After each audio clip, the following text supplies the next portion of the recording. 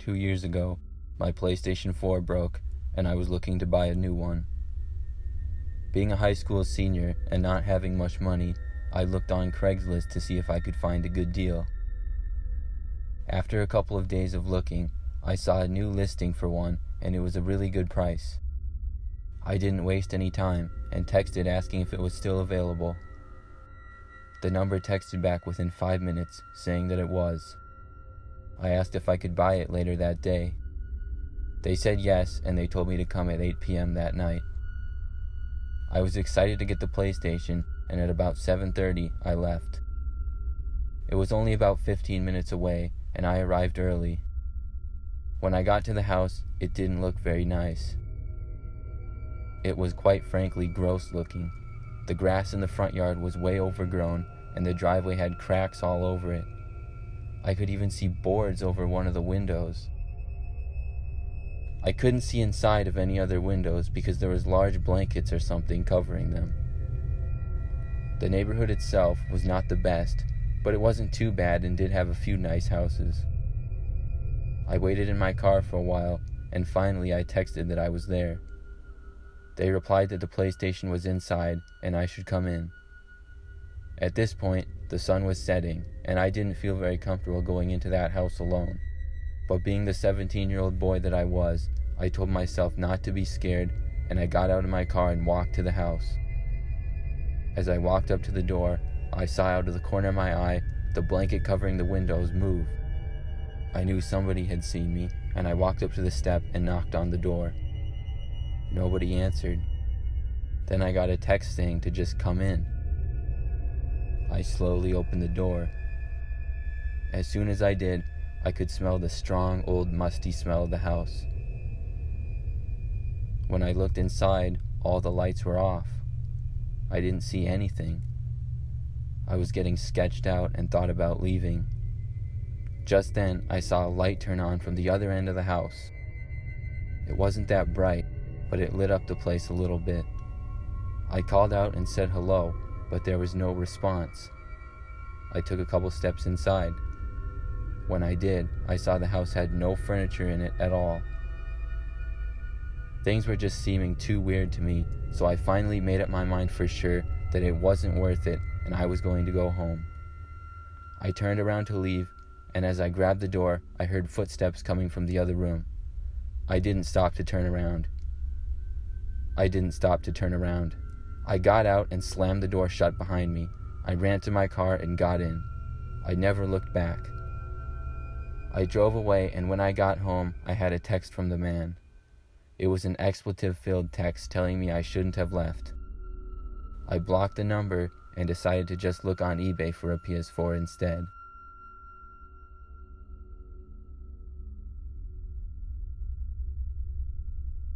This story happened last fall. My family got a new flat-screen TV in our house, so we decided to sell the old one.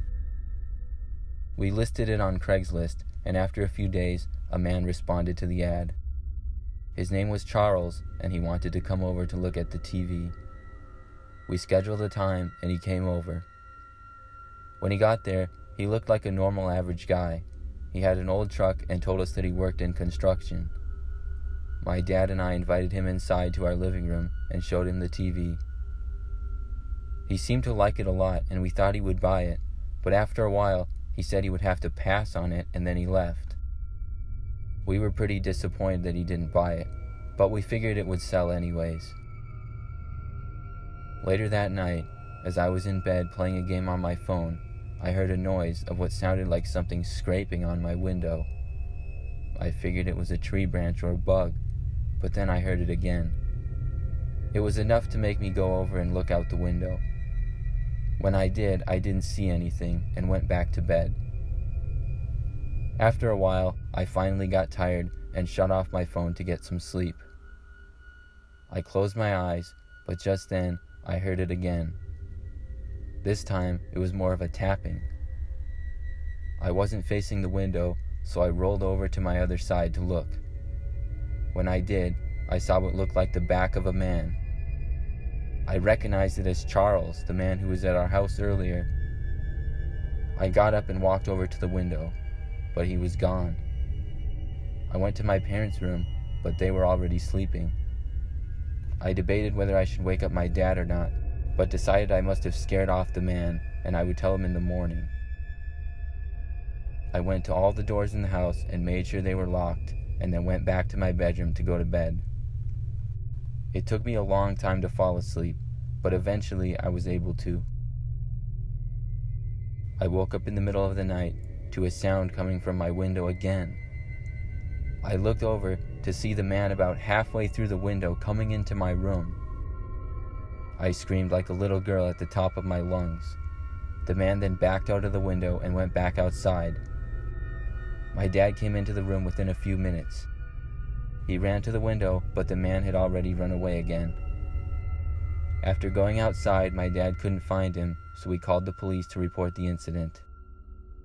It turns out the lock on my window was faulty, and that's how he was able to get in. Thinking of it still gives me the creeps.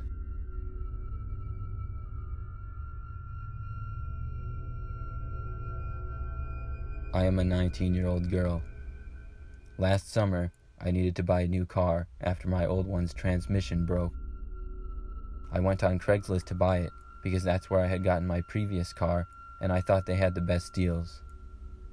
I found a car that I liked, which was a 2013 Nissan Altima. The price was pretty good, so I contacted the seller and asked if I could look at it. He said his name was Brian, and he told me that he would be available on Friday evening, which was the next day. I agreed, and the next day I went to look at the car. We planned to meet at 6 p.m., but Brian ended up moving it to 7, saying he had stuff to take care of. We met at his house, and I drove there in my dad's car he was letting me use. Brian lived in a pretty average-looking neighborhood, and his house looked pretty decent.